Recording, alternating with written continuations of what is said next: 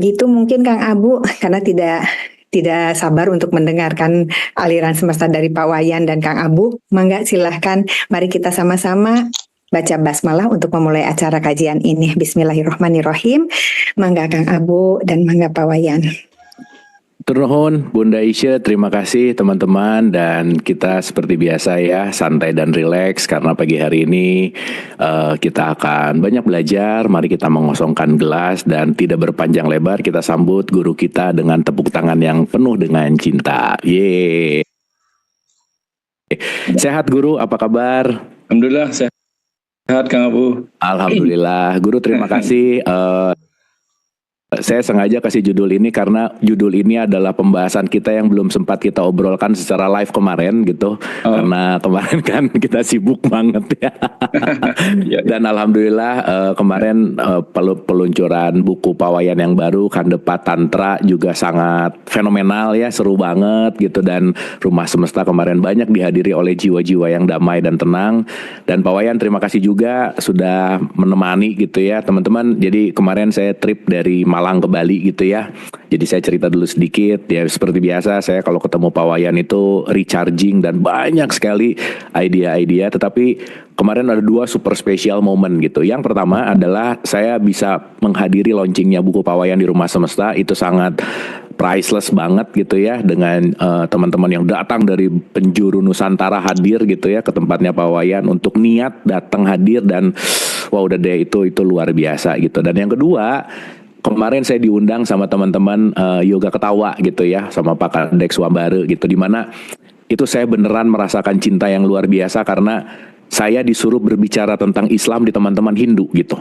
Saya bicara tentang konsep ketauhidan di teman-teman Hindu, dan terjadi dialog yang sangat indah, terjadi dialog yang sangat menggugah kedamaian gitu, dengan perspektif yang berbeda, dengan kata-kata yang berbeda, tapi gitu kita menemukan jalan yang sama-sama saya rasa saling memberikan insight gitu. Nah jadi kemarin saya beneran sangat bersaksi, kalau boleh bicara bersaksi, begitu Rumi mengatakan bahwa love is bridge to anything gitu ya, bahwa cinta itu adalah jembatan menuju kepada mana apapun dan siapapun.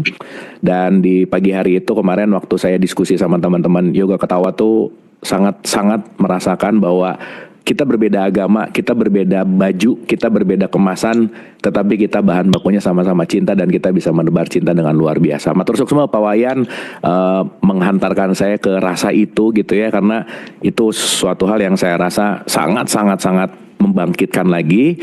Dan di hari sebelumnya saya sama Pak Wayan tuh bicara tentang bahwa hidup ini seni gitu. Dan tanpa seni ini bagaimana kita akan menyampaikan sesuatu gitu. Oleh karena itu pagi hari ini entah kenapa dialirkan aja judulnya Seni Hidup dan Seni Mati. Kepada guru kita Pak Wayan dipersilahkan. Suksma Pak Wayan, silakan. Terima kasih Kang Abu. Assalamualaikum warahmatullahi wabarakatuh. Salam sejahtera, Om Swastiastu, Namo Buddhaya, Rahayu, Rahayu, Rahayu. Kita ngobrol santai ya gitu, karena ya seni itu kadang kalau pakai slide agak kaku juga sih. Tapi mudah-mudahan dapat dipahami apa yang akan kita obrolkan hari ini. Pertama tentang konsep di Bali itu, Kang Abu masih lihat ya, Bapak Ibu masih lihat ya sebelah sini ya. Ini ada gambar patung Saraswati di belakang saya ini, masih ingat ya Kang Abu ya? Iya pasti ya, Pak Wayan. Ini teman-teman, ini simbol dari Tuhan sebagai sumber pengetahuan, knowledge ya.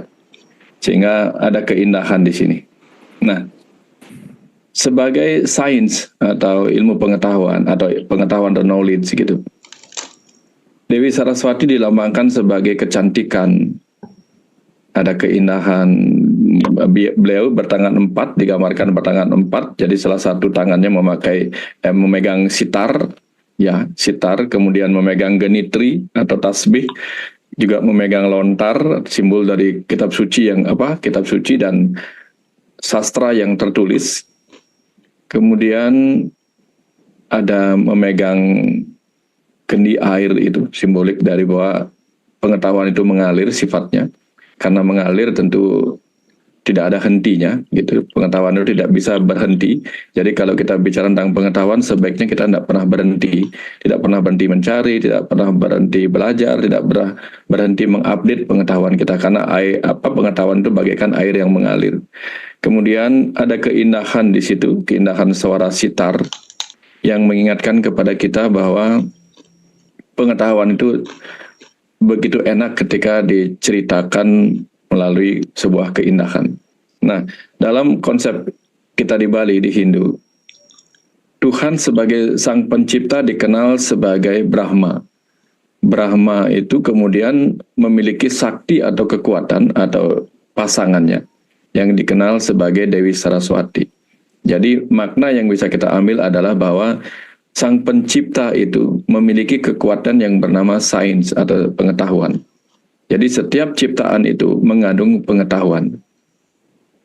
Dan karena ciptaan itu mengandung pengetahuan yang berisi keindahan di situ, begitulah setiap ciptaan itu mengandung berbagai keindahan. Dari sini kita pegang kuncinya, bahwa setiap pengetahuan itu adalah art, di balik penciptaan itu ada sains. Maka art dan sains adalah satu kesatuan, bagaikan Brahma dan Saraswati. Jadi ketika setiap ciptaan itu berhasil kita kupas, kita akan menemukan sains di dalamnya. Sains yang benar-benar rasional dan memberi rasa. Rasa apa? Rasa keindahan. Nah, kalau kita sudah berpegang pada hal ini, dari sini kemudian kita paham bahwa semua ciptaan yang berasal dari keindahan itu semestinya menghasilkan sesuatu yang indah. Dan untuk memahami keindahan, kita tidak bisa memahaminya hanya dengan rasio, tetapi juga dengan rasa. Nah, dan kita tahu kehidupan ini sendiri adalah sebuah tempat di mana semua ciptaan-ciptaan yang indah ini kemudian memainkan perannya masing-masing, menggunakan energi yang berdiam di dalam ciptaannya untuk kemudian memainkan drama yang penuh keindahan. Kalau kita sudah berbicara tentang drama kehidupan ini sebagai panggung sandiwara, di situ kemudian kita akan mengenal apa yang kita sebut ada tragedi, ada komedi, ada action, ada segala macam lah. Ya, kalau kita nonton film yang bagus itu akan membuncahkan rasa kita yang dibuncahkan. Jadi kalau filmnya hanya berisi pengetahuan tanpa ada seni penceritaan, seni peran di situ, maka tidak akan menyenangkan untuk ditonton karena tidak memantik rasa kita untuk mencintai tontonan itu.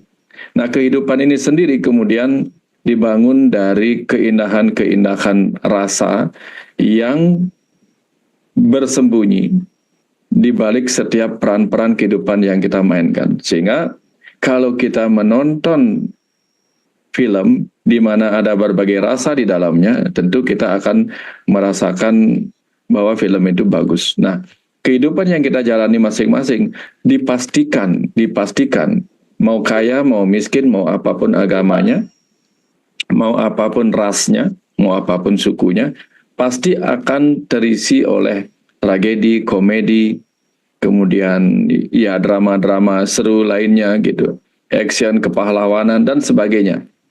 Dan di sana tentu akan memunculkan rasa, kadang rasa benci yang muncul oleh peran-peran yang tampak menjengkelkan, kadang rasa cinta yang muncul, kadang rasa bangga yang muncul. Dan semua itu adalah keberhasilan dari permainan peran dari semua jiwa. Kalau kita bisa menikmati itu.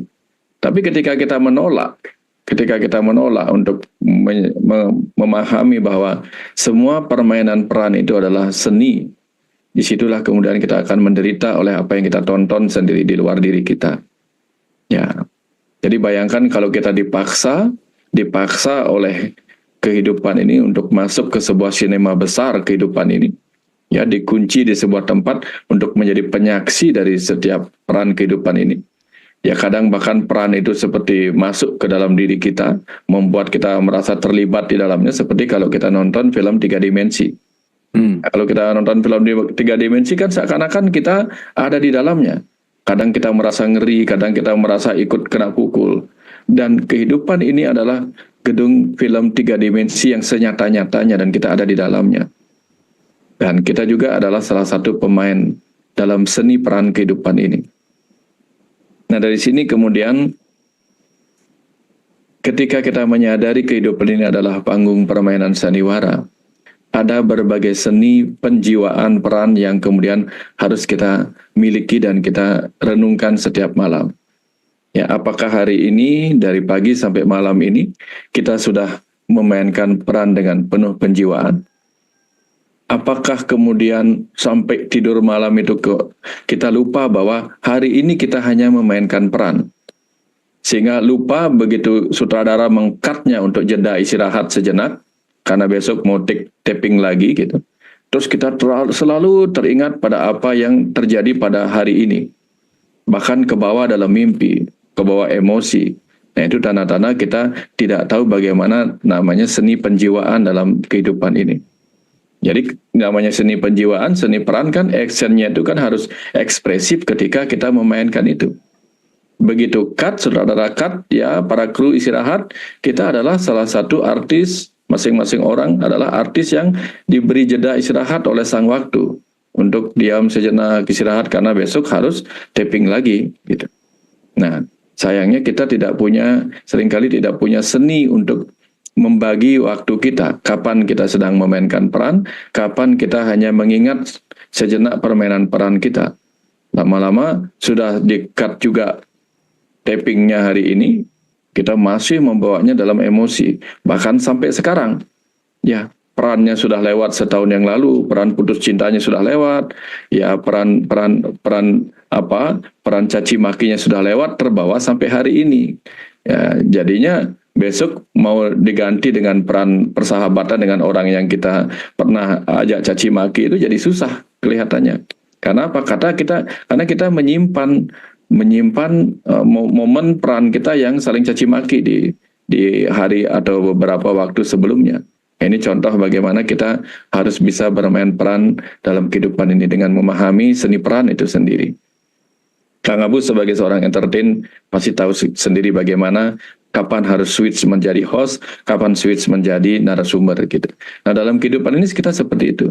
Kapan kita switch sebagai artis, kapan kita switch sebagai pengamat dari peran yang sudah kita mainkan di pagi hari ini. Nothing so serious, santai aja gitu. Ya, ujung-ujungnya nanti juga yang menikmati hasil dari permainan peran kita adalah sang ruh. Dan kita tahu sang ruh dalam diri kita adalah percikan Tuhan itu sendiri. Ya udah, ini urusan Tuhan. Tuhan sendiri yang akan Tuhan yang menciptakan tubuh ini, Tuhan yang memberinya energi, Tuhan juga sebagai percikan roh yang menjiwai tubuh ini, dan kelak ketika meninggalkan tubuh yang dia ciptakan ini, dia juga lah yang akan menikmati pahalanya sebagai percikan-percikan roh itu. Jadi santai aja, kita hanya wayang-wayang yang sedang memainkan peran di kehidupan ini. Nah, nikmati seni pemeranan ini sampai kemudian tiba saatnya kita dijedakan dan dilahirkan kembali dalam tubuh yang berbeda untuk permainan peran yang lainnya. Jadi jangan terlalu serius lah gitu. Karena mereka yang serius sekali mencari uang, uangnya tidak dibawa mati. Yang serius sekali mencari tahta, harta, dan cinta, semuanya tidak akan dibawa mati juga. Begitu cut perannya ya sudah. Mau kita tadinya merasa, aduh asik nih aku diperankan sama artis cantik gitu misalnya. Tiba-tiba begitu saudara bilang cut, ya kita nggak bisa ngapa-ngapain lagi, sudah gitu. Cut sudah. Nggak bisa nolak ya Pak Wayan ya? Nggak bisa nolak gitu. Iya benar. Nggak bisa nolak. Tiba-tiba kita, kamu sekarang perannya take ya, action, naik mobil ini, mobil itu. Begitu cut, selesai diambil perekamannya, ya sudah keluar dari mobilnya, dan mobil punya sutradara lagi, mau diapakan gitu. Ya, jadi kita mau ngapain coba? Nah, dari sinilah kemudian kita mesti memahami dalam kehidupan ini kita hanya pemain-pemain peran yang harus memahami seni peran itu sendiri. Itu yang pertama. Nah, kemudian ketika kita dalam pemeranan ini kan kadang-kadang ya bagaimanapun juga ya itu tadi kan cerita tentang filosofisnya. Sekarang cerita tentang realitanya. Bagaimanapun juga saking bagusnya penjiwaan kita sampai-sampai kita nggak sadar bahwa kita sedang menjiwai saja tubuh ini. Sehingga akhirnya apa? Terpuruk dalam kesedihan, terpuruk oleh kecemasan, kekhawatiran, keputusasaan dan sebagainya. Nah, di mana kemudian kita bisa mendapatkan kekuatan itu? Di mana kita bisa mendapatkan kekuatan untuk memiliki energi lagi memainkan peran kehidupan ini? Kalau kita bicara tentang energi, maka kita bisa melihat ada energi cahaya, ada energi suara, ada energi elektromagnet, semua adalah energi. Hidup ini penuh dengan energi. Jika kita hidup di tengah-tengah kumpulan energi dengan berbagai wujudnya, bagaimana mungkin kemudian kita hidup dan merasa tidak berdaya, tidak berenergi? Mungkin saja kita tidak mampu menyerap energi yang ada. Sehingga kita merasa hidup kita suram, batin kita muram, dan sebagainya, gara-gara kita tidak mampu menyerap energi-energi yang sebenarnya sudah berfrekuensi, bervibrasi di mana-mana di luar diri kita. Bayangkan ketika ada orang wanita putus asa, depresi, putus asa. Tiba-tiba ada seorang lelaki memberinya bunga. Bunga mawar misalnya, atau seikat bunga. Itu kan bangkit rasa yang luar biasa. Ya, energinya tiba-tiba, wah ternyata aku masih ada yang menghargai hanya dengan pemberian bunga. Apalagi kalau orang depresi karena tidak punya uang, diberikan bunga tabungan, itu lebih berenergi lagi itu kan. Bunga bank ya. Bunga bank lebih berenergi. Tapi sekarang kayaknya bunga-bunga mawar gitu udah nggak laku Pak Wayan ya. Bunga-bunga uang ya. Bunga uang ya. Nah, artinya setelah kita merasa berbunga-bunga kan putus asa itu hilang. Nah, dari sini kemudian kita paham apa sih yang diberikan oleh bunga itu sehingga dia memberikan energi besar kepada kita, karena di sana ada cahaya yang memadat, cahaya warna-warni dari bunga mawar itu yang memadat. Jadi ada energi cahaya yang kemudian membangkitkan kesuraman hidup kita. Nah, jadi artinya hidup ini sudah menyediakan begitu banyak energi-energi yang tersembunyi dalam keindahan. Nah, di sini kita harus memiliki kemampuan untuk seni memandang. Seni memandang. Apa yang harus kita pandang supaya bisa menyerap energinya. Ya, seni memandang hal-hal yang penuh keindahan kan sudah banyak. Ya. Kalau kita lagi putus asa, ada wanita cantik memberikan kita bunga dan kita bahagia. Atau kita wanita yang sedang putus asa diberikan bunga oleh laki-laki yang ganteng. Kita juga menjadi berbunga-bunga. Tapi bayangkan ketika kita lihat sekeliling kita, alam ini sendiri memberikan kita setiap hari sepanjang waktu bunga-bunga mekar setiap pagi. Bukankah itu keindahan yang seharusnya membuat kita merasa hidup ini membuat kita berbunga-bunga menjalaninya? Walaupun kemarin malamnya terpuruk, ya suram oleh kegelapan, tapi begitu pagi cahaya matahari terpantul melalui keindahan warna-warni bunga. Itu kan luar biasa sebenarnya. Jadi kita butuh seni untuk melihat keindahan, agar pada keindahan itu kita melihat ada pengetahuan Saraswati yang berenergi di balik itu, karena Saraswati itu adalah sakti, pengetahuan itu adalah sakti atau kekuatan dari Sang Pencipta. Maka lihatlah keindahan-keindahan ciptaan itu agar kita melihat hidup ini tidak seneraka yang kita pikirkan. Ada surga, ada alam cahaya yang berpenar di mana-mana dalam warna-warni keindahan itu. Itu seni melihat. Belum lagi kalau kita seni memandang dari sudut tertentu. Jadi kalau kita memiliki seni memandang dari sudut tertentu, maka apa yang kita anggap buruk pun bisa tampak baik. Contoh. Seperti yang sering kita ceritakan, ketika rumah kita dilempari oleh sekarung kotoran sapi, kita harus belajar melihat kotoran sapi bukan sebagai kotoran sapi, tetapi sebagai pupuk. Melihatnya berbeda. Ketika bisa melihat dengan cara yang benar, seperti ajaran Buddha yang dikenal sebagai pandangan benar, maka apa yang tampak buruk bisa menjadi sesuatu yang benar. Ini pelajaran buat kita untuk bisa memiliki seni memandang dengan cara yang benar. Kalau cara pandangnya selalu buruk, pesimistis, negativisme, dan seterusnya itu semacam itu, akhirnya hidup ini pun membuat kita penuh penderitaan. Selanjutnya kita belajar tentang seni mendengar. Seni mendengar. Dalam hidup ini kalau kita gagal memiliki kemampuan untuk seni mendengar itu, maka yang kita dengar adalah caci maki yang menjengkelkan. Atau bahkan pujian pun kalau salah mendengarnya dan tidak memiliki seni untuk mendengar pujian, itu membuat kita melambung tinggi lalu terjerembab tiba-tiba ketika pujian itu hilang atau berubah menjadi caci maki. Nah, kita harus bisa belajar mendengar. Ini seni mendengar. Makanya di Bali kata mendengar disebut sebagai ningah. Ningah. Jadi belajar mendengar, belajar ningah. Dari ningah itu kita paham bahwa untuk bisa mendengar dengan baik, kita harus ning agar ngeh. Nah ini ningah gitu. Ningah artinya apapun keriuhan itu dengarlah dengan keheningan. Nanti kita akan ngeh bahwa di balik keriuhan itu ada sesuatu yang terlintas sebagai pesan kepada kita. Nah, ini ajakan buat kita semua untuk memiliki seni mendengar. Kemudian ada seni merasa. Karena kita memiliki panca indera, seni merasa itu juga penting. Kalau kita tidak tahu bagaimana belajar merasa, kita akan menyerap rasa yang tidak kita butuhkan. Sudah tahu makanan pedas itu tidak kita sukai, kita pilih makanan pedas. Sudah tahu makanan pahit tidak kita sukai, kita pilih makanan pahit yang beracun misalnya. Itu kan kemampuan kita yang salah.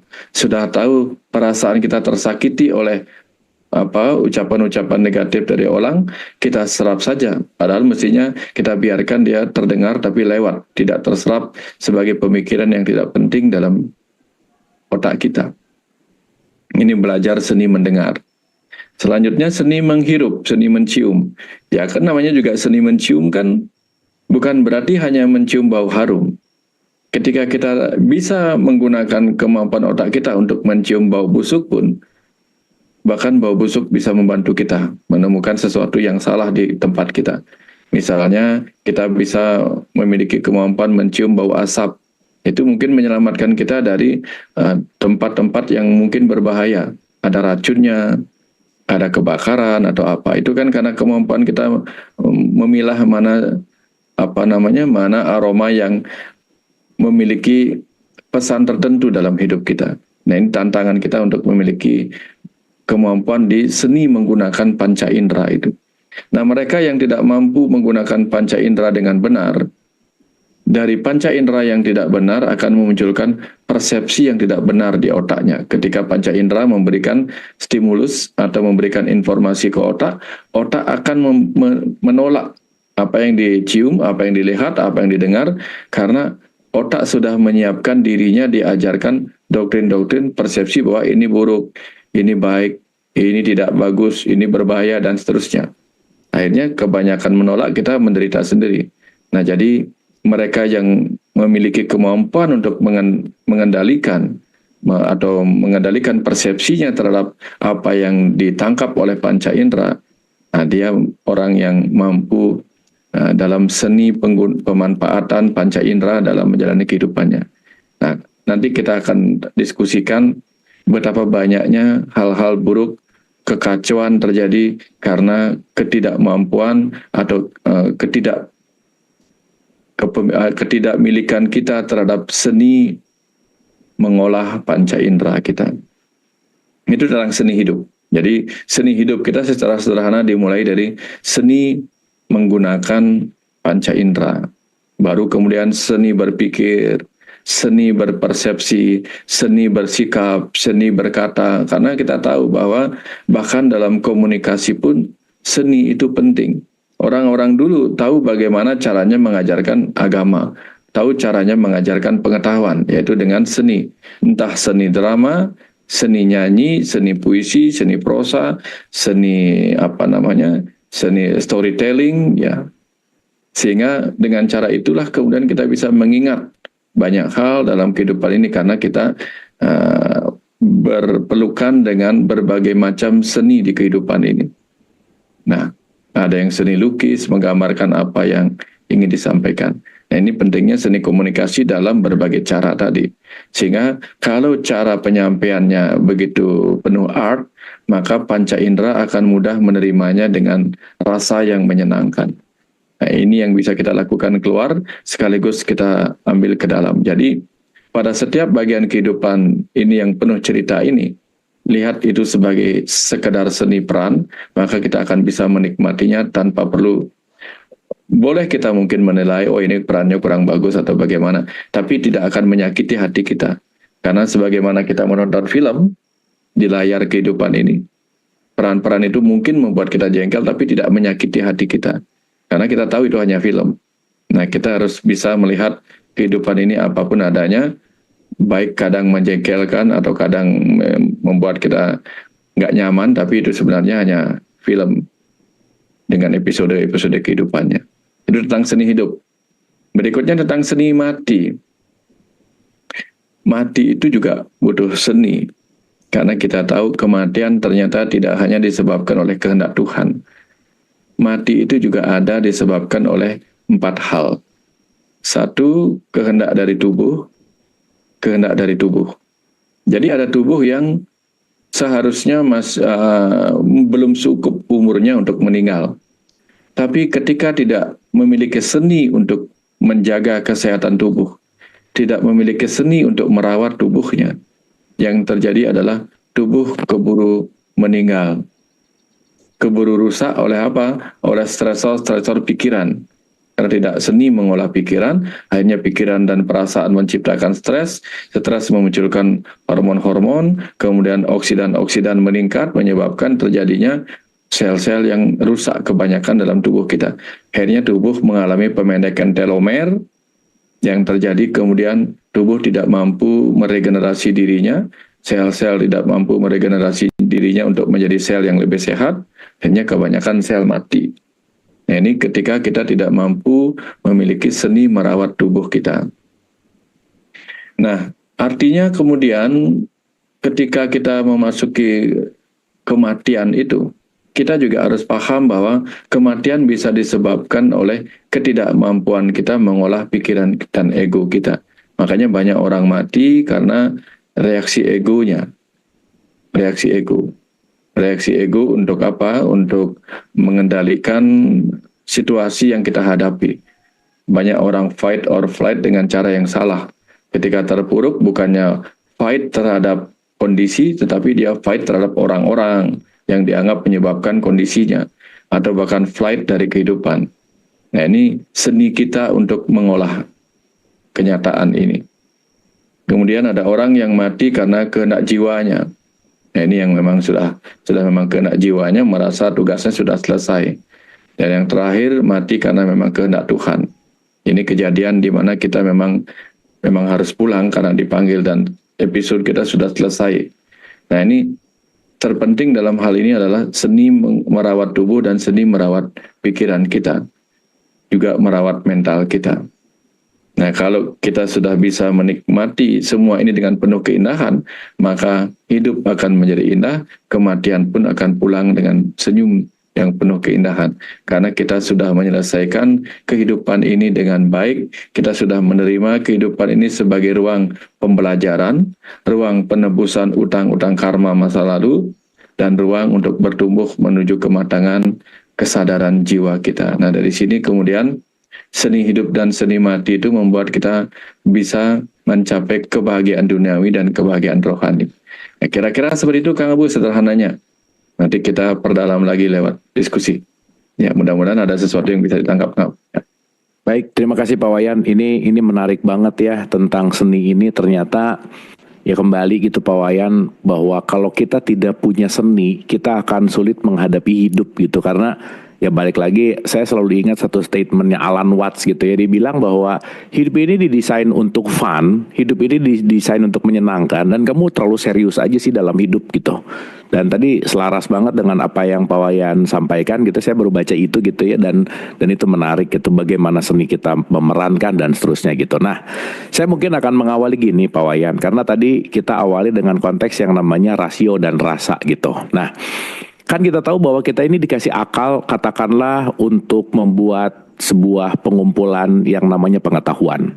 Dan fungsi akal ini adalah untuk mencincang-cincang, memotong-motong sehingga menjadi bagian-bagian partikel-partikel yang lebih detail gitu. Tetapi ketika itu hanya digunakan dalam konteks katakanlah pikiran atau otak gitu ya. Dan Pak Wayan tadi bicara bahwa keindahan itu melampaui rasio karena di situ menggunakan rasa gitu. Pertanyaannya adalah kapan sih kita pakai rasio? Kapan sih kita pakai rasa? Dan ciri-ciri supaya nggak rasio banget akhirnya nggak happy gitu. Tapi saya rasa juga kalau kita menggunakan rasa terus, akhirnya jadi kita kurang perhitungan gitu. Orang people pleaser itu karena berasa bahwa ya udah nggak apa-apa, tanpa sadar dia mengiyakan omongan orang, mengokekan gitu. Dan dia ngerasa jadi orang baik, padahal orang baik itu jauh lebih menderita daripada orang jahat. Kenapa? Karena mungkin kontrol rasio dan rasanya tuh nggak selaras gitu. Gimana pandangan Pak Wayan supaya kita rasionya tetap diasah, tapi juga pandai merasa gitu. Silakan Pak Wayan. Ya, terima kasih Kang Abu. Art and science itu kan selalu merupakan satu kesatuan.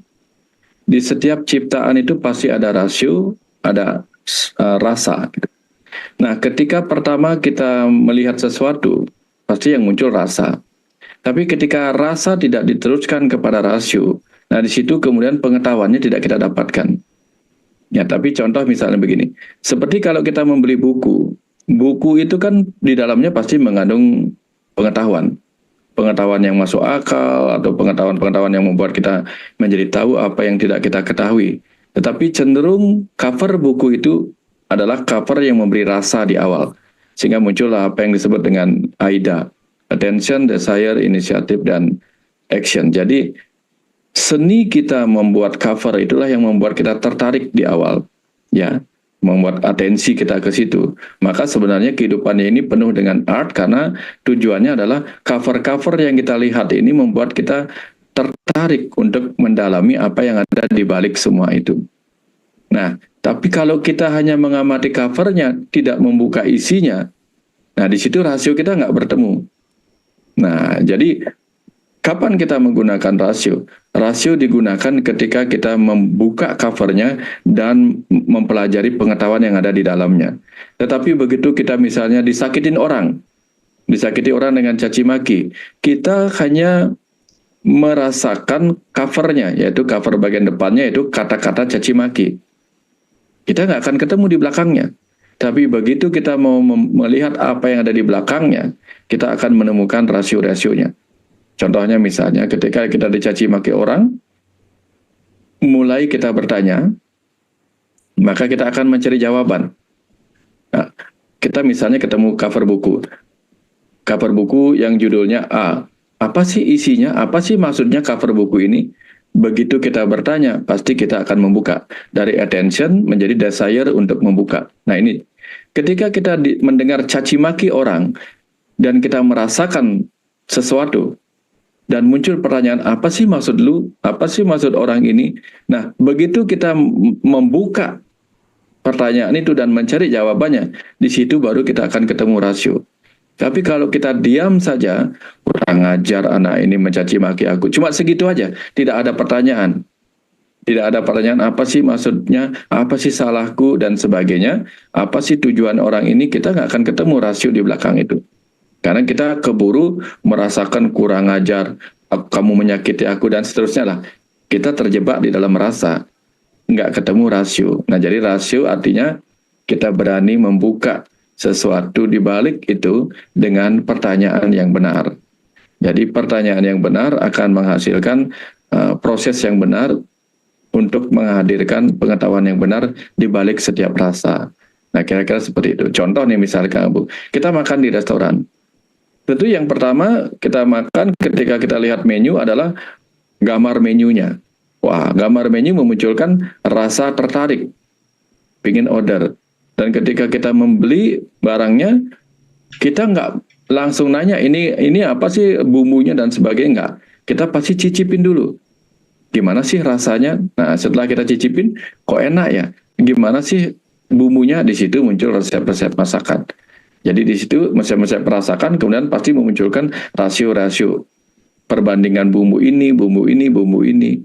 Nah, di awal-awal pasti segala kehidupan ini, karena kehidupan adalah perwujudan dari art, pasti rasa kita yang tersentuh di awal. Semua memang seperti itu. Nonton film kan rasa. Contohnya dari judul film membuat kita rasa ini film komedi, ini film action. Kayak apa sih isinya? Karena kita tertarik ingin tahu apa isinya, maka kita menonton. Dari situ ditonton baru kita menggunakan rasio kita. Kira-kira seperti itu Kang Abu.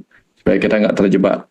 Ya, masuk lebih dalam maka kita akan ketemu pengetahuan yang rasional di dalam setiap film itu, kehidupan ini. Oke, makasih Pak Wayan. Ini pengalaman juga Pak Wayan ya. Setiap hari saya ada acara pagi-pagi live gitu ya, untuk kita diskusi banyak, belajar juga bareng gitu. Yang menarik gini Pak Wayan, seseorang ini akan sulit menuju kepada rasa yang saya tangkap ketika orangnya banyak tapi gitu Pak Wayan. Ya misal cerita gini-gini, tapi kan gini, tapi kan gini, tapi kan. Jadi hidupnya tuh banyak tapi gitu, tapi. Nah, pertanyaannya adalah si tapi ini datang itu apakah datang dari rasionalitas gitu, itu satu. Dan ketika orang terlalu rasio dan sulit masuk yang namanya kesadaran lah ya gitu kira-kira. Di satu sisi adalah kesadaran itu lepasin rasio dulu gitu. Karena kalau pakai rasio terus nanti nggak dapat rasanya. Karena kalau nggak pakai rasio nanti nggak kena sama esensi di mana inti dari semuanya adalah rasa gitu. Nah, gimana sih Pak Wayan supaya kita tahu dan sadar penuh gitu ya untuk udah deh proporsi rasio saya segini dulu gitu, dan saya mau ngelepasin kan gini ya Pak Wayan, adiksi berpikir dan adiksi merasionalkan itu kan terlatih dari kecil gitu Pak Wayan, karena semuanya pengen dirasionalkan gitu, padahal let's say bagaimana kita merasionalkan cinta gitu. Sementara cinta kan kalau kata Agnes Modika, cinta itu kan nggak ada logika gitu lah kira-kira. Gimana tuh Pak Wayan? Ya, begitu kita bicara tentang rasa maka harus dinikmati, dirasakan, namanya juga rasa.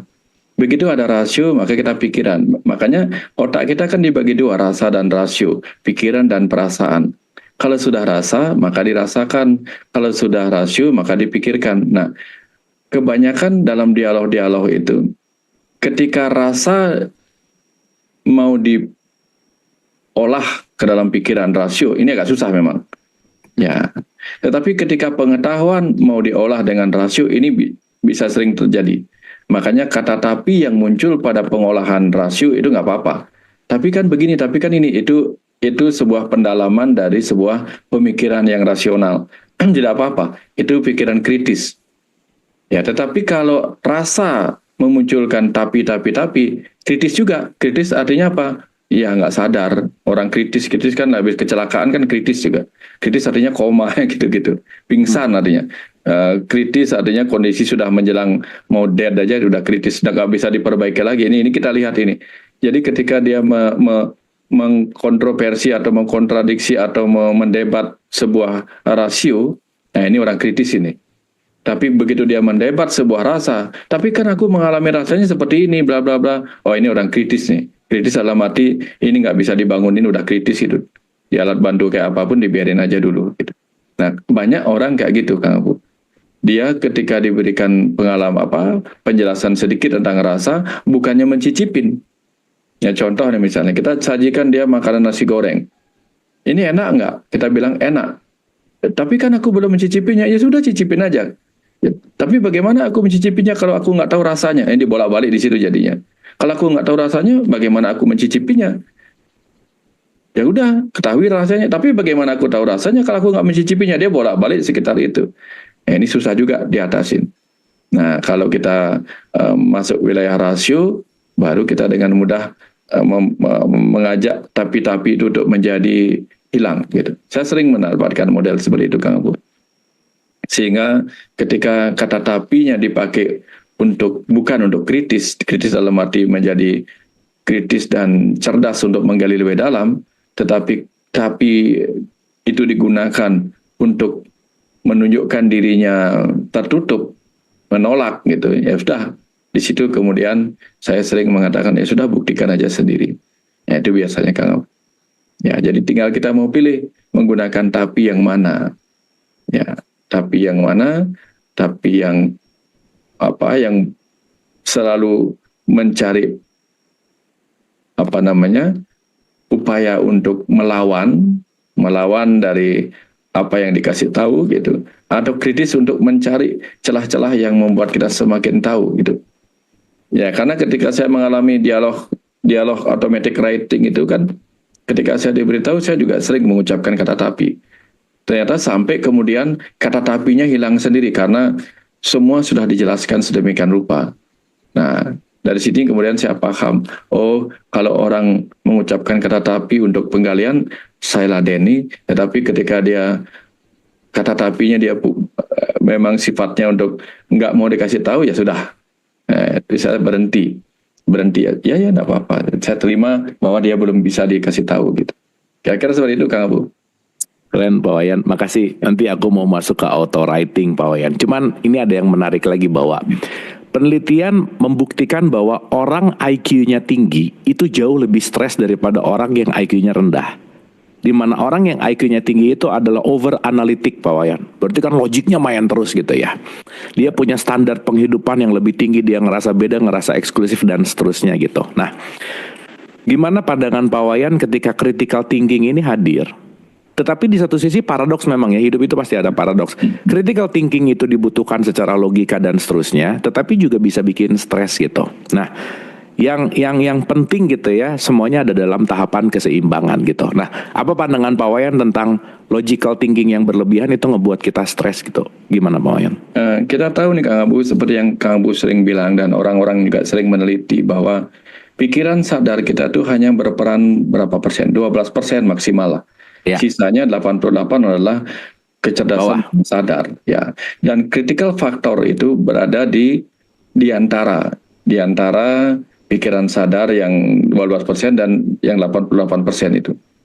Nah, bayangkan kalau segala hal diolah dengan pikiran sadar yang 12% itu, bayangin itu Kang Abu. Misalnya nih, kita mau naik motor ini. Kita mau naik motor. Anggaplah motor yang masih pakai persneling gitu. Kita terus pakai gigi satu aja, ngebutnya pakai gigi satu, nanya pakai gigi satu, bayangin apa yang terjadi Kang Abu. Beda kalau kita over ke gigi yang lebih besar, gigi 4 misalnya, gigi 5 kan larinya lebih kenceng gitu. Kalau terus-menerus pakai gigi satu kan berat juga. Nah, hal-hal di kehidupan ini kalau terus-menerus dipakai dengan mengolah pikiran yang 12% itu, bayangkan sudah 12% diolah untuk memahami semuanya gitu kan, tidak mungkin ya, berat juga tugasnya gitu. Nah, kira-kira seperti itu. Kenapa kalau pikiran sadar itu terus-menerus dipakai, sudah 12%, diajak terus di gelombang beta, habis dia. Sementara jawabannya lebih sering kemudian muncul di gelombang alfa, theta gitu. Di gelombang kita sebenarnya bisa relax, tapi kita mendapatkan insight-insight. Nah, contoh nih misalnya ketika kita ingat ya Newton ya.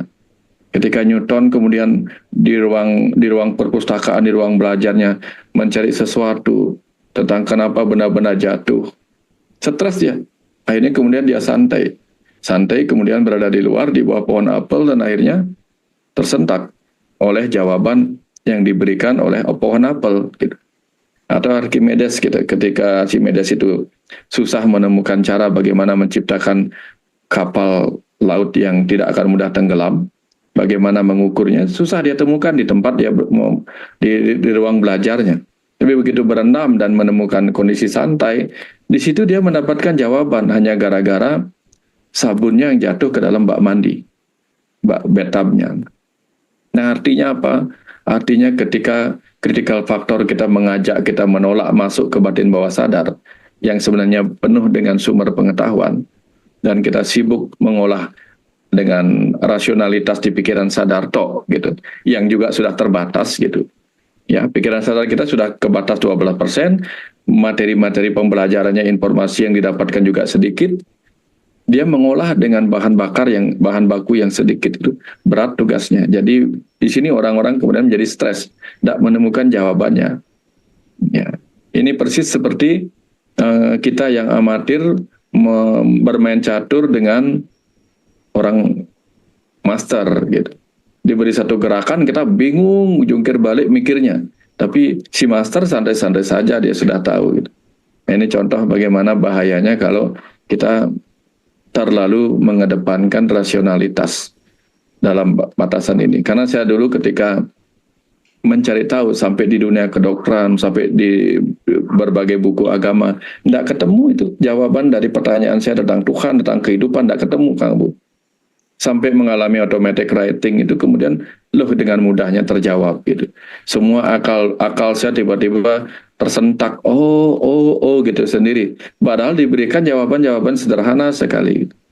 Jadi ternyata rasionalitas itu tidak seberapa hebatnya ketika diberikan jawaban yang masuk akal oleh semesta itu sendiri. Kira-kira seperti itu, Kang Abu. Oke, ya. Wah menarik Pak Wayan. Saya sambungin dikit Pak Wayan. Ya. Automatic writing kan nggak logis ya Pak Wayan dalam politik ya. Nggak masuk akal. Apalagi dalam kebanyakan orang gitu ya. Ketika dia mungkin terkumkum dengan satu dogma tertentu, belief system tertentu. Jadi di situ mungkin terletak ada IQ iya, logis iya, critical thinking iya, rasa audio main gitu. Tapi itu mungkin beda tipis juga sama orang melihatnya jadi halu gitu Pak Wayan, halusinasi gitu ya kira-kira.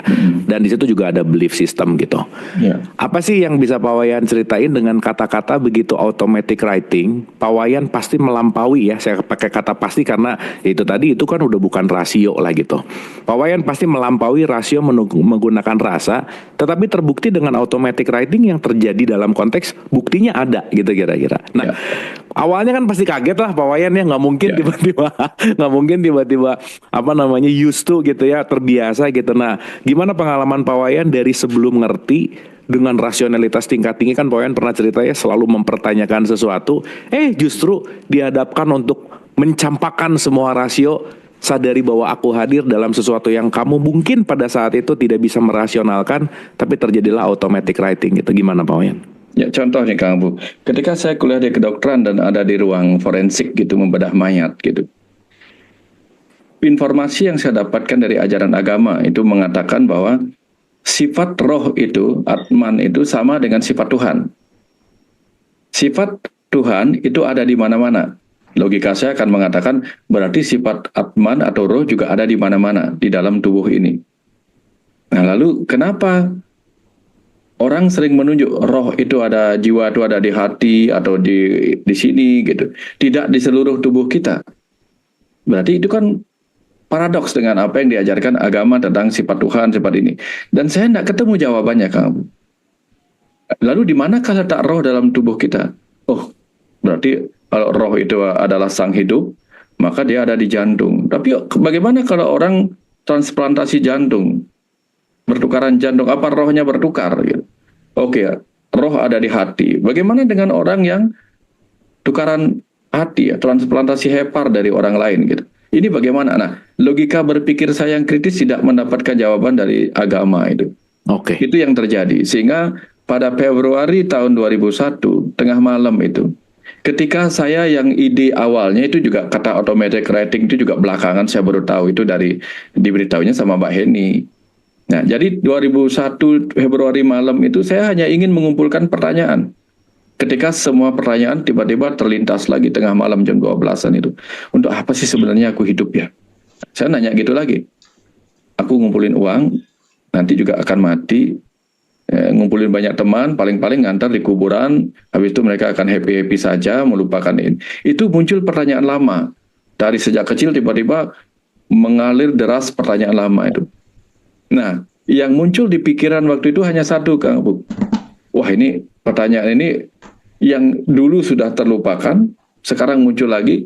Saya takut pertanyaan ini terlupakan tepat ketika saya akan ketemu seseorang yang guru mursyid atau seseorang yang mampu menjawab pertanyaan saya, kekritisan saya dengan penuh nalar yang membuat saya mengalami Nah, jadi pertanyaan itu kemudian saya mau tulis semua pertanyaan. Untuk apa hidup ini? Untuk apa sebenarnya kita ada di sini? Kita siapa gitu? Saya mau cari itu jawabannya. Nah, ketika saya menulis pertama, untuk apa sih kehidupan ini? Itu jawab pertanyaan pertama. Begitu mau menulis pertanyaan kedua, tiba-tiba ngalir. Itu bukan suara. Kalau suara kan saya tahu.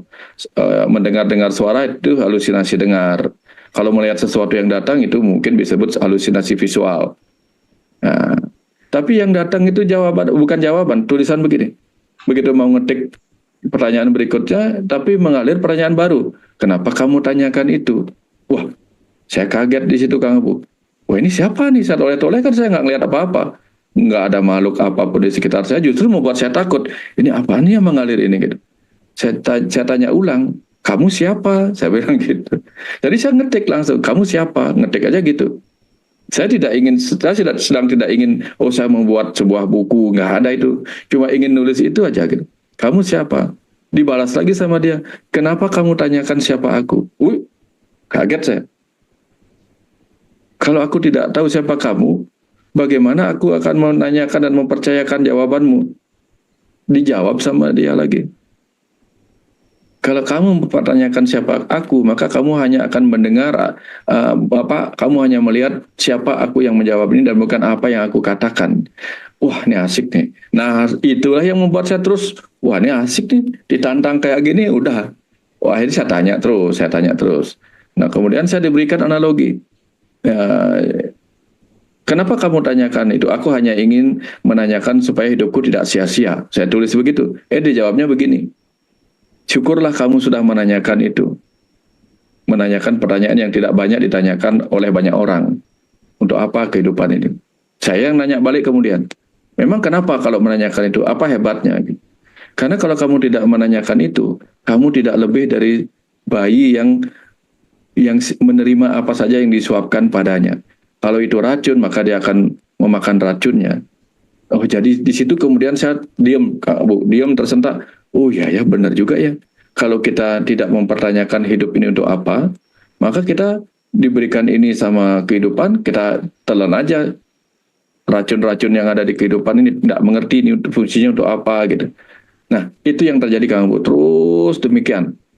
Yang belakangan kemudian beliau Wayan itu mengalami automatic writing. Nah, baru tahunya di situ, bukan aku mau automatic writing sekarang kayak gitu. Oke. Itu momentum pertama saya Februari 2001 tengah malam. Dan akhirnya saya menemukan jawaban ketika akhirnya ini pertanyaan yang paling berat yang saya tidak pernah ketemu jawabannya. Aku kasih challenge saja ini sesuatu yang menjawabnya. Saya bilang gini kemudian, Tuhan, kamu siapa sih? Gitu. Nah, dikasih jawabannya. Langsung jawabannya itu nggak mikir. Kalau mikir kan kita tahu. Itu nggak mikir, kamu Tuhan, kamu siapa? Langsung tiba-tiba tertulis, kupaslah seluruh materi alam semesta sampai kau menemukan kekosongan. Akulah yang mengisi kekosongan itu. Ups gitu. Tiba-tiba seperti deng gitu. Cuman nggak tahu apa sih yang mengisi kekosongan itu nggak tahu. Nggak tahu Kang Abu, nggak tahu.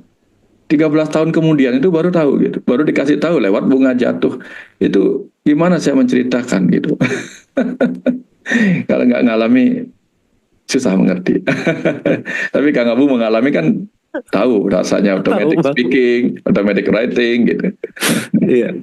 Nah, cuman itu menarik ya Pak Wayan, maksudnya ya itu ya, bahwa yang tidak mengalami itu nggak akan paham gitu loh Pak Wayan ya, karena ada ya balik lagi ya, ada batasan-batasan yang saya rasa gimana ya, penting untuk dilampaui. Dan jadi saya barusan nulis nih ya Pak Wayan di catatan saya bahwa biarkanlah rasio bertanya dan izinkanlah rasa yang menjawab gitu loh Pak Wayan. Persis. Gitu Pak Wayan. Jadi iya pertanyaan tuh datang dari rasio gitu. Tapi ketika rasio dijawab, rasio bertanya dan rasio menjawab, nggak nemu gitu Pak Wayan. Nggak nemu. Karena rasio yang menjawab itu seringkali merupakan olahan dari informasi-informasi yang didapat dari pikiran. Gitu. Yang udah ada gitu. Yeah. Nah, yang menarik lagi adalah itu tadi waktu Pak Wayan bilang bahwa mengizinkan dan balik gitu Pak Wayan, itu kan semakin membuat dalam tanda petik yakin gitu ya bahwa semua jawaban tuh sebetulnya udah ada gitu. Pak Wayan itu bidan buat aku gitu. Pak Wayan itu hanya membantu saya melahirkan gitu loh Pak Wayan. Bahwa semua pencerahan udah ada di dalam, semua jawaban udah ada di dalam. Bahkan kalau kita mau bicara dalam konteks dalam konteks yang jauh lebih dalam gitu, bahwa ya semuanya ternyata ya ukurannya adalah rasio sama si rasa tadi gitu. Nah, saya tadi iseng nanya ke ChatGPT Pak Wayan, Tuhan kamu siapa? ChatGPT nggak bisa jawab ternyata Pak Wayan.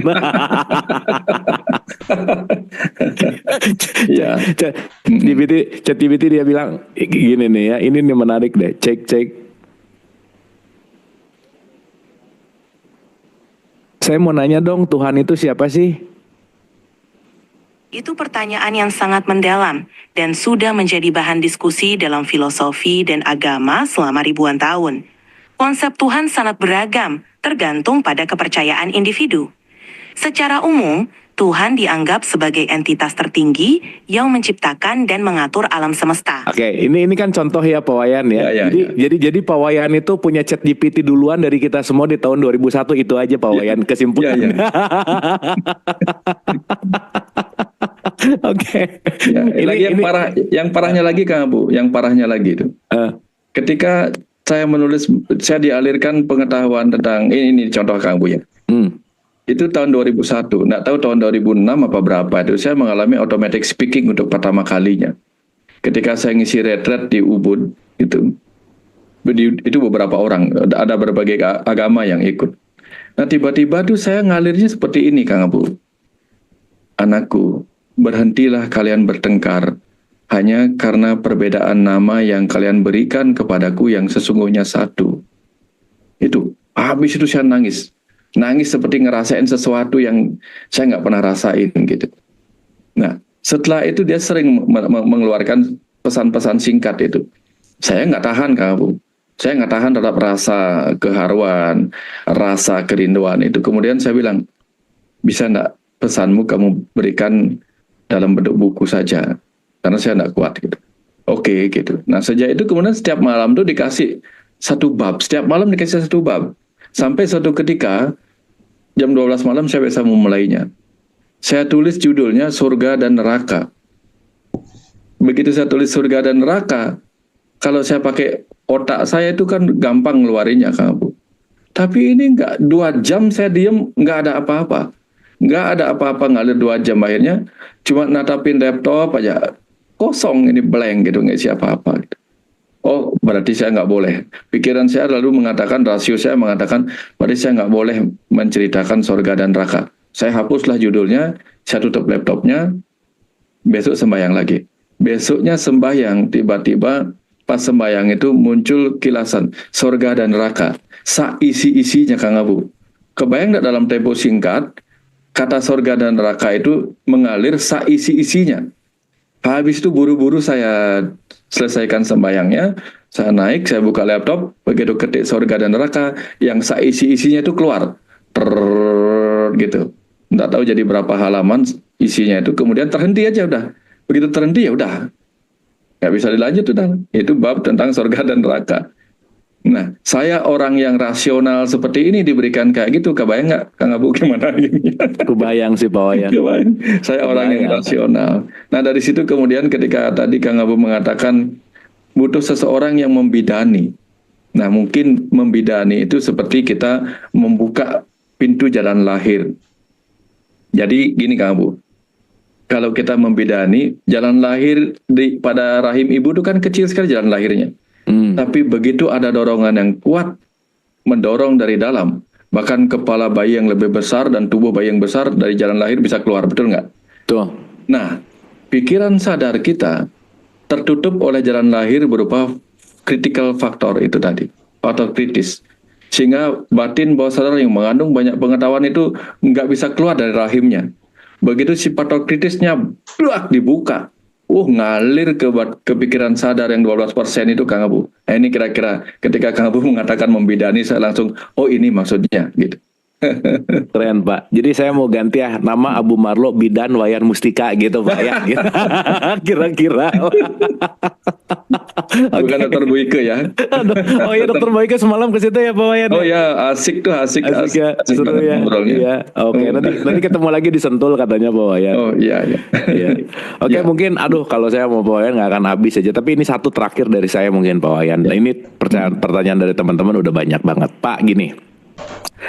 Di satu sisi ketika kita mempelajari sesuatu itu adalah bagaimana kita mencari makna terhadap sesuatu gitu Pak Wayan. Dimaknai. Oh ini tuh maknanya. Kalau dalam perspektif Islam, Quran tuh ambil hikmah gitu. Hikmah dan hikmah. Tetapi di satu sisi ketika kita terus memaknai bahwa setiap makna akan menjadi definisi. Dan setiap definisi akan mempersempit realitas gitu Pak Wayan. Semakin memaknai justru semakin stres. Di satu sisi ada paradoksnya adalah lepaskan makna tanpa makna, ruang tanpa nama gitu. Nah Pak Wayan, kapan saat kita memaknai dan kapan kita melepaskan makna sebagai realitas yang sudah tidak ada apapun yang dibatasi oleh definisi dan pemaknaan gitu. Silakan Pak Wayan. Ya, tubuh kita itu kan bertumbuh besar, bertumbuh matang. Itu kan karena bentar nih ada yang sorry. Oke. Silakan. Tubuh kita itu kan bertumbuh matang, bertumbuh besar, bertumbuh tinggi. Itu kan karena mengambil makan. Ingat ya? Bentar Pak Wayan. Ini kenapa nih kok whiteboard ada yang mencet-mencet ya? Udah, lanjut Pak Wayan, silakan. Ya. Jadi tubuh bertambah besar karena mengambil makan, menyerap makan. Bukan kebetulan bahwa pikiran kita mengalami kematangan, jiwa kita mengalami kematangan kalau dia menyerap makna. Kebayang ya? Makan, makna. Antara makan dan makna kita lihat katanya sama. Tapi kalau tubuh kita mengambil makanan terlalu banyak, makan, malah nggak kegemukan, nggak bisa ngapa-ngapain, obesitas berlebihan. Nah, sama dengan pikiran kita. Kalau ngambil makna, nggak ngapa-ngapain juga, kegemukan dengan makna. Gitu. Kegemukan makna. Memang makan penting untuk tubuh, kelebihan berbahaya. Makna penting, kelebihan juga berbahaya. Ya, jadi kalau kita nggak ketemu makna, hidup ini nggak bermakna, kehidupan nggak bermakna. Tapi kalau aku belum ketemu makna, aku nggak akan melakukan apa-apa. Ya sudah. Ini berat juga nih. Kalau aku nggak dapat makan, aku nggak mau bekerja. Nah, ini juga berat. Kan sama seperti itu. Nah, kadang kan ada saat kita makan, makanannya kita ubah jadi energi, baru bergerak. Nanti kalau nggak kepake, dia makanan menjadi energi cadangan. Nah, makna juga sama. Kalau makna itu tersimpan secukupnya sebagai energi untuk membuat hidup kita penuh makna, nah cukuplah. Tapi kalau kita nggak mau bergerak, kalau nggak dapat maknanya, udah bahaya juga nih. Nah, ini di sini kemudian kita perlu untuk memahami kapan batasan cukup gitu. Apapun berlebihan selalu nggak baik gitu. Itu sih kan. Keren Pak, makasih Pak. Soalnya ini orang mau ngambil makna mulu ya, jadi gendut makna, betul Pak? Ya, gendut makna. Jadi overweight makna gitu, tapi pemaknaannya tidak diaplikasikan dalam bentuk laku gitu loh Pak. Jadi ya udah gitu, dia muter-muter di pemaknaan lagi, dapat makna, tetapi nggak berubah gitu. Nah, Pak Wayan maaf, ini satu tadi terakhir, ini paling terakhir Pak Wayan, karena ini sangat-sangat esensial banget nih, gitu ya, muncul nih. Berbicara masalah peran Pak Wayan, kalau saya analogikan misalkan, Tom Cruise itu memerankan Maverick gitu. Dan ketika dia memerankan sepenuh jiwa yang namanya peran Maverick di dalam filmnya, si Maverick ini menghabisi nyawa orang misalnya Pak Wayan. Keanu Reeves maksudnya ya? Tom Cruise. Maverick itu yang, atau Keanu Reeves boleh lah. Keanu Reeves memerankan Neo di Matrix misalnya Pak Wayan. Oh ya. Ya misal gitu ya. Oke. Keanu Reeves memerankan si Neo di film Matrix gitu. Once si Neo itu menghabiskan banyak orang, nyawa banyak orang dan seterusnya, dia akan mengambil peran untuk quote and quote menghabisi nyawa orang Pak Wayan. Dan dia di situ bisa jadi jahat untuk menghabisi dan seterusnya. Tetapi tertampak jahat sebagai Neo, tapi si Keanu Reeves-nya itu dapat penghargaan citra gitu Pak Wayan, karena dia memerankan yang terbaik gitu. Nah, gimana analoginya ketika jangan-jangan Hitler ini adalah pemeran yang keren banget memerankannya. Mungkin orang membenci Hitler, tapi dia akan dapat piala Oscar tuh dari sang sutradara misalnya. Mungkin Fir'aun itu kita anggap jelek, anggap buruk gitu. Tapi justru dia benar-benar memerankan dengan jiwanya. Justru malah Fir'aun dapat piala Oscar tuh dari sang sutradara gitu. Nah gimana nih Pak Wayan ketika kita memaknai paradoks antara yang jahat tapi dia memerankan jahat, bahwa peran jahat itu harus selalu ada gitu, penting selalu ada. Tetapi di satu sisi juga paradoksnya adalah supaya saya tidak terlena dalam peran jahat itu gitu. Gimana Pak Wayan? Ya, itu kemudian dalam kisah Mahabharata si Arjuna yang tidak ingin melakukan perannya sebagai seorang kesatria, karena yang dia lihat adalah saya harus membunuh guru saya, kakek saya yang saya cintai, kakek Bhisma, saudara-saudara sepupu saya hanya demi harta dan tahta. Dia bilang, ambillah harta dan tahta ini, saya nggak penting juga. Dan saya juga tidak apa-apa ketika Drupadi pernah dilecehkan, saya nggak dendam lagi. Ambillah daripada saya membunuh prajurit-prajurit yang tidak bersalah di medan Kurukshetra ini. Begitu dia mengatakan, tidak mau mengambil peran sebagai seorang pembunuh yang keji bagi bahkan Karna yang notabene saudaranya, bahkan ada Prabu Salya di sana yang adalah paman tirinya begitu. Terus apa kata Sri Krishna? Dari mana datangnya kelemahan itu, wahai sang kesatria? Katanya demikian. Peranmu adalah sebagai seorang kesatria. Kamu membunuh bukan karena keinginanmu sendiri, tapi karena peranmu adalah sebagai seorang pembunuh, sebagai seorang kesatria. Jika seorang kesatria, jika seorang tentara tidak berani membunuh hanya karena menganggap pembunuhan adalah tindakan yang buruk, maka bagaimana kehidupan ini akan mencapai keseimbangannya? Maka diajarkanlah dengan sebuah mantra kata sederhana, karmani eva dikaraste ma palesu kadasana. Kerjakanlah apa yang sudah menjadi tanggung jawab dan kewajibanmu, hasilnya serahkan kepadaku. Nah, di situ kemudian kita dapat paham bahwa apa yang kita sebut keburukan, kejahatan ini, selama itu kita lakukan hanya karena sebuah persembahan kepada Tuhan, karena itu memang bukan karena doktrin-doktrin pembenaran yang kita dapatkan, tapi karena itu kan pesan pentingnya. Ya, bukan karena keinginan Arjuna itu membunuh, tapi karena pesan penting demi keseimbangan itu. Tapi kalau sekarang kita ada orang yang meledakkan ini, meledakkan itu, semata-mata karena dorongan ego, itu beda lagi kan. Dia akan menyesali itu. Saya ketemu dua sudut yang berbeda. Yang benar melakukannya karena tindakan itu memang membuat dia menjalankan dalam arti tugas kehidupan itu, ya bukan semata-mata oh ini perintah Tuhan, ini perintah Tuhan. Kadang-kadang ada juga orang ngaku-ngaku itu perintah Tuhan, tapi menghabisi banyak orang dengan keji gitu. Itu berbahaya juga itu. Ya, dari sini kemudian kita paham Arjuna itu kemudian mendapatkan surga, tetapi dia juga mendapatkan neraka. Ketika dia mendapatkan neraka itu bukan karena dia membunuh, Kang Abu. Ya, Pancapandawa masuk neraka bukan karena membunuh.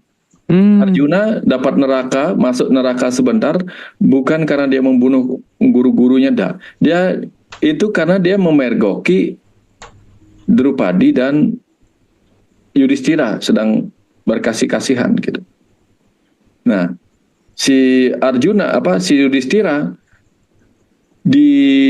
dimasukkan neraka sebentar bukan karena dia membunuh Salya, paman tirinya, bukan. Dia masuk ke neraka karena ketidakjujuran yang dia lakukan sejenak. Ketika mengatakan Aswatthama mati. Nah, dari situ kemudian ada pesan bahwa kebahagiaan di alam sana itu yang kita dapatkan bukan karena hal buruk yang kita lakukan mencegah kita mendapatkan neraka gitu, tetapi karena sesuatu yang lain gitu. Mudah-mudahan dapat maksudnya Kang Abu ya. Jadi peran kita sepanjang itu memang peran yang dimainkan oleh sang dalang untuk membuat cerita kehidupan ini menjadi seru gitu. Ya dapat aja dia kemudian pahala dari apa yang dia lakukan gitu. Ya dalam film-film kan mau dia main di antagonis, protagonis, dua-duanya dapat pahala juga, dapat gaji juga gitu. Nah kira-kira gitu Kang Bu. Iya keren sih Pak Wayan. Dan balik ya, kalau kita nonton Marvel kita menyangka Thanos itu jahat gitu. Tapi ternyata dia menghilangkan itu karena di film Eternal berikutnya ternyata kalau nggak ada dia juga nggak akan seimbang gitulah kira-kira Pak Wayan. Artinya setiap scene ini adalah sesuatu yang nggak bisa kita simpulkan per saat ini gitu Pak Wayan. Dalam konteks. Potong lagi Kang Abu ya. Ya. Yang paling dipakai tokoh yang nyinyir di pewayangan masih ingat ya Kang Abu ya? Wah ini kayak si ini Sengkuni misalnya. Orang ini kayak Sekuni aja. Seakan-akan dia tokoh antagonis yang memang tidak diinginkan.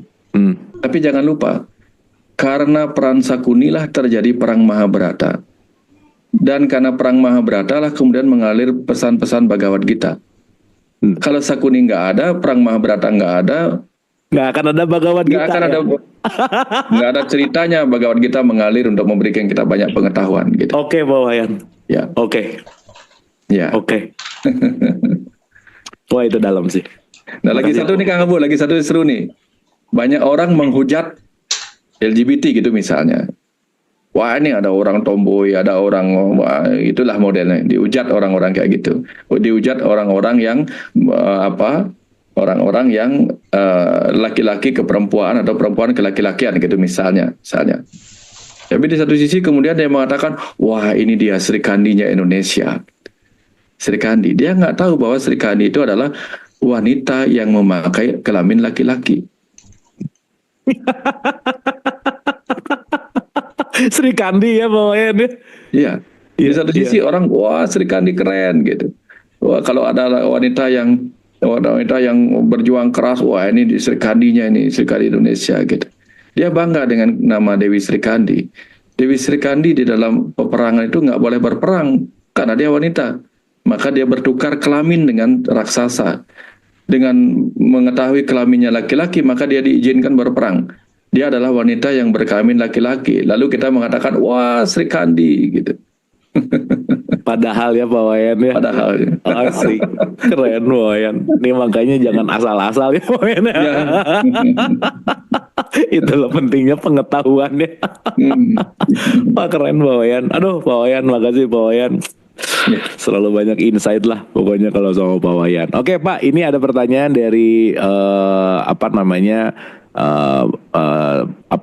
peserta dialog positif Lawas nih Pak Adri nih ya, kita udah lama gak ketemu. Pak Adri sehat ya, terima kasih, ini pertanyaannya bagus. Ini pertanyaannya gini Pak, dari Pak Adri. Merasionalkan rasa terkadang malah menimbulkan rasa penasaran yang ujungnya kegelisahan apabila tidak ditemukan jawaban dari hasil rasionalisasi tersebut. Bagaimana pendapat Pak Wayan mengenai hal ini? Jadi di satu sisi nanya tapi nggak dapat jawaban, jadi penasaran terus, jadi nggak beres-beres gitu. Gimana tuh Pak Wayan? Ya persis seperti yang saya alami Kang Abu. Sampai usia dari 10 tahun sampai usia 31 tahun, bayangin itu. Berapa lamanya saya bingung dengan Tuhan tuh kayak apa sih. Itu setelah saya di usia 10 tahun baca Bhagavad Gita.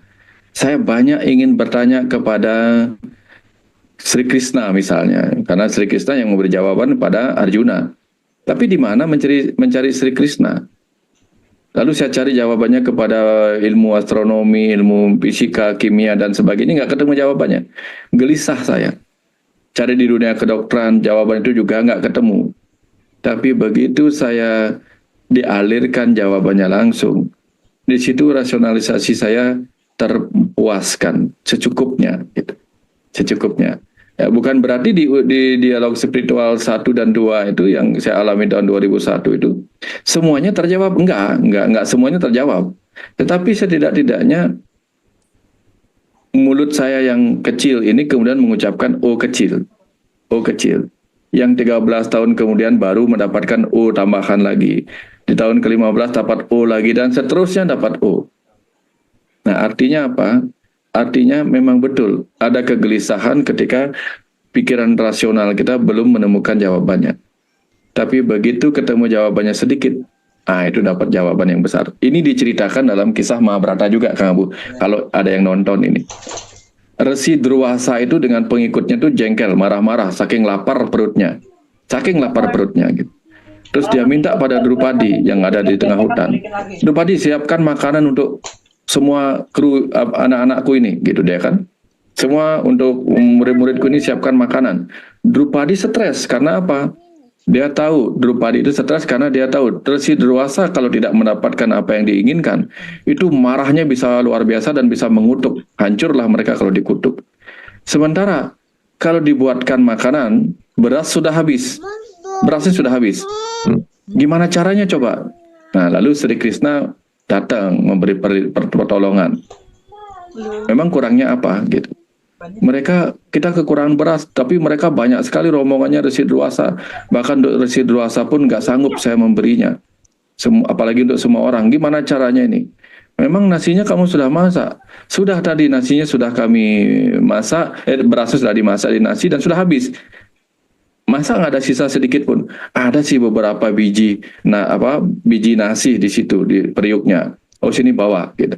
Kemudian Sri Krishna mengambil periuk itu dan mengambil hanya sebiji nasi yang tersisa. Lalu Sri Krishna memakan ke dalam dirinya. Setelah itu Sri Krishna bersendawa, gitu, menandakan dirinya penuh. Apa yang terjadi kemudian? Tiba-tiba Resi Durwasa dan rombongannya ikut merasakan kekenyangan oleh kemampuan itu.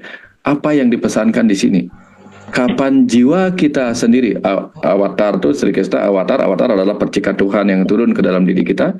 Artinya kapan jiwa kita terpenuhi, kebutuhannya akan jawaban. Sekalipun O-nya kecil, yaitu seluruh tubuh kita seakan-akan merasakan kenyang. Ini yang disebut wareg dan penede. Bisa merasa kenyang tanpa makan apapun, bisa mengerti tanpa perlu diberikan pengetahuan apapun. Seperti halnya ketika kita mengerti apa itu meja, yang mana meja, tanpa perlu pertanyaan apa definisi apapun tentang meja itu sendiri. Nah, kira-kira seperti itu Kang Abu. Nggak perlu definisi lagi lah tentang meja, tahu pokoknya ini meja gitu. Keren. Tapi Pak, sesakti-saktinya Krishna tetap takut sama istrinya Pak. Udah gitu aja ya Pak ya.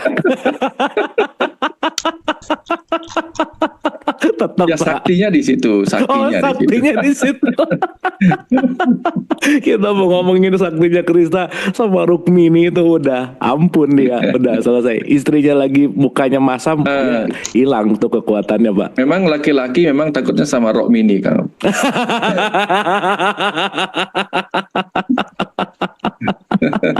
Aduh, thank you Pak Wayan.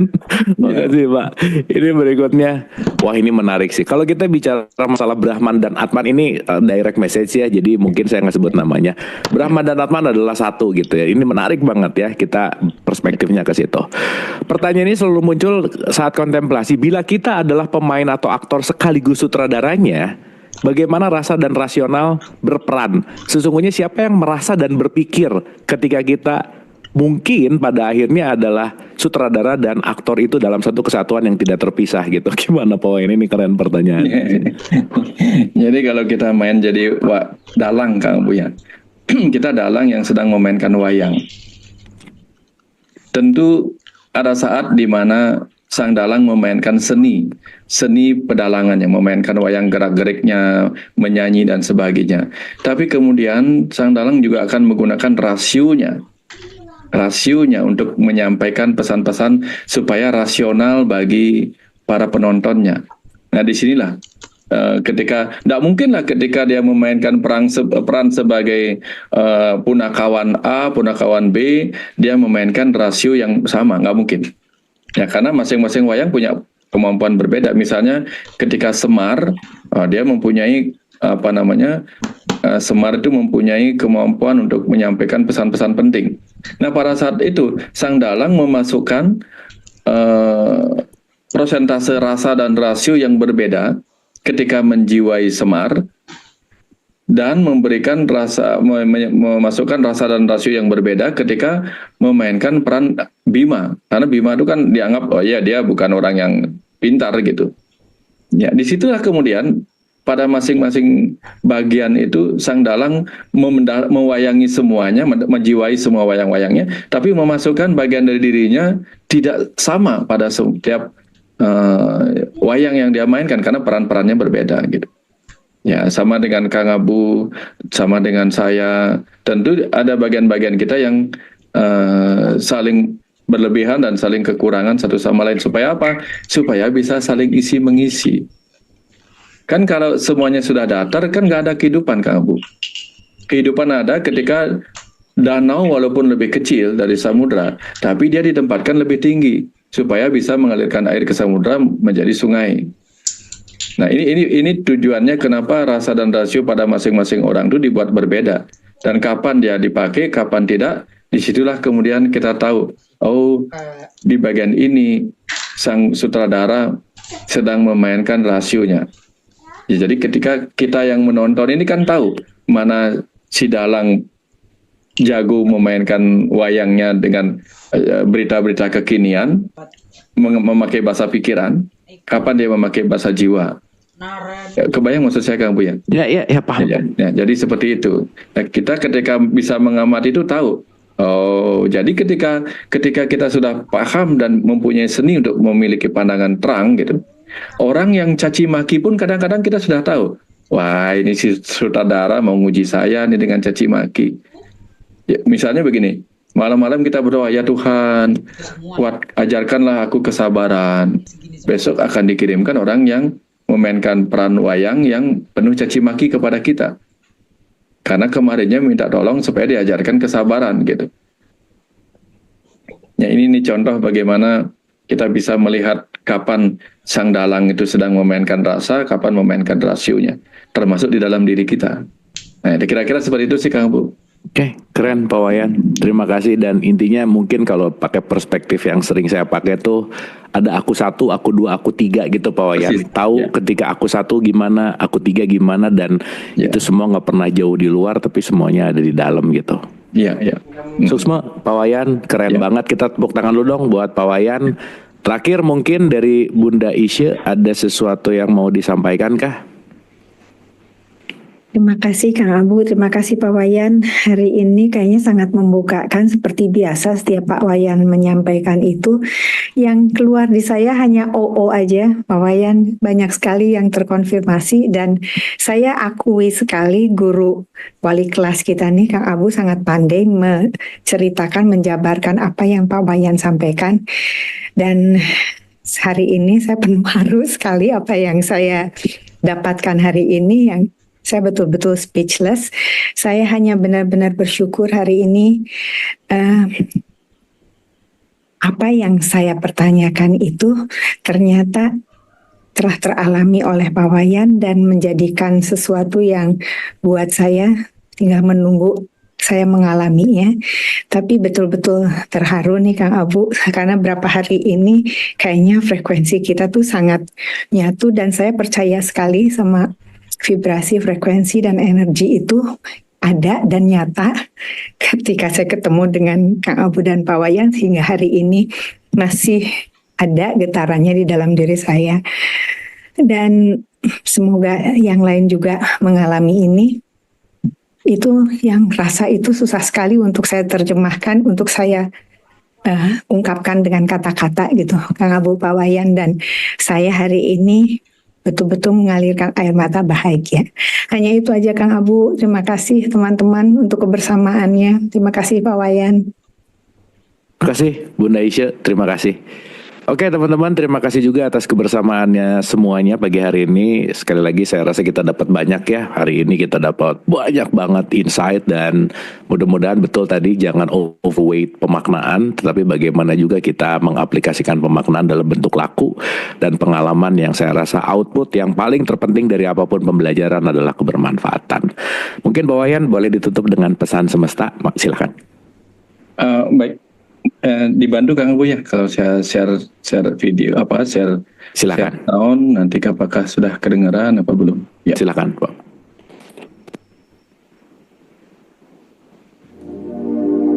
Aman Pak Wayan, bagus, aman. Oke.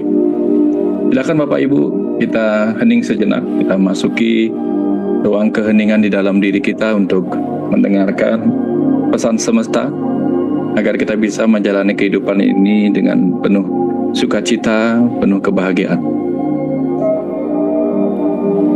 Tuhan, izinkan kami, para jiwa, untuk memahami kehidupan yang kami jalani ini, agar kami mengerti apa yang harus kami lakukan, agar kami paham bagaimana harus bersikap terhadap suka duka kehidupan ini. Izinkan kami memahami perjalanan hidup ini.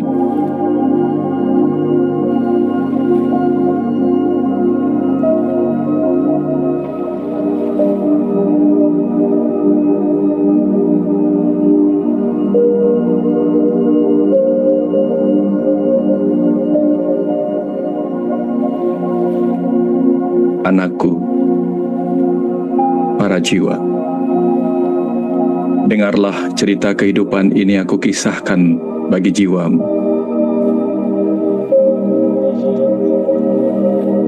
Aku menciptakan kehidupan dan segala ciptaannya dari keindahan rasa kecerdasanku yang tak terbatas.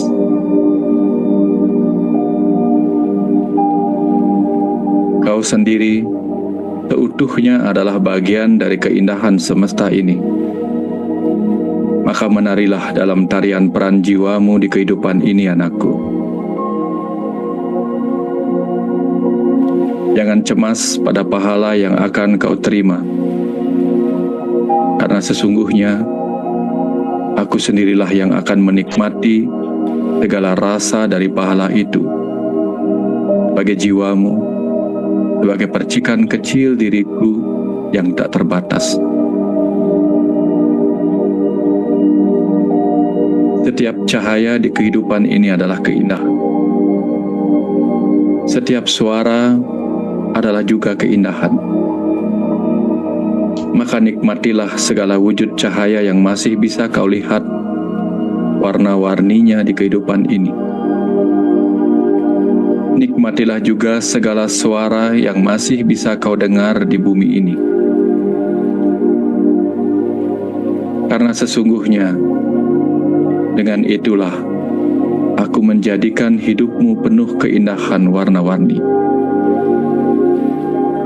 Keindahan itu adalah energi cinta yang aku hadirkan untuk mengobati luka batin dan kerinduan jiwamu kepadaku. Temuilah keindahan itu secara sungguh-sungguh dan lihat kehadiranku di sana. Kapan saja kehidupan menjadi suram bagimu, obatilah dengan cahaya cinta kasihku dalam setiap keindahan yang kau lihat. Kapan saja kesedihan memenjara batinmu dalam kemuraman, dengarkanlah suara-suara alam yang menjadi caraku menghibur jiwamu. Mereka yang melihatku hadir dalam setiap wujud cahaya dan suara akan terserap ke dalam energi cinta kasihku yang tak terbatas. Lakukanlah, anakku. Temuilah aku di sana sampai kau mengerti kata-kataku hari ini. Pergilah pada birunya langit, pada warna-warni bunga, pada hijau dedaunan, pada segala keindahan yang aku ciptakan di sini. Pergilah pada suara debur ombak, pada gemericik aliran air sungai, pada kicau burung-burung, pada gemerisik dedaunan. Jika kau telah mendengarku hadir di sana, kau akan terserap ke dalam energi cinta kasih suaraku. Lalu bernyanyilah bagi dirimu sendiri, bagi kehidupan yang kau miliki saat ini. Betapapun berat yang sedang kau rasakan, anakku. Dengan itu, jiwamu akan menghadirkan energi sukacita dari dalam. Kapan saja kau mengerti kata-kataku ini, anakku, saat itulah aku sedang merangkul jiwamu dengan penuh cinta kasihku. Temui aku dalam keindahan dunia ini, anakku. Leburlah ke dalam pelukan keindahanku dalam segala ciptaan itu. Leburlah dalam semestaku yang penuh cinta kasih. Aku sedang memelukmu dalam kata-kata.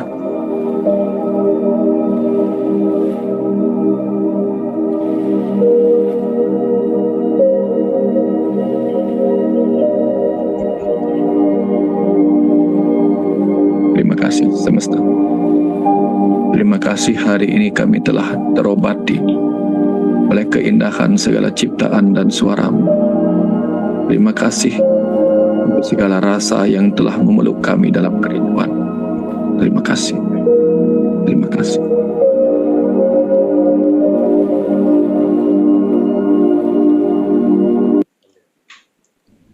Terima kasih, Kang Abu. Terima kasih.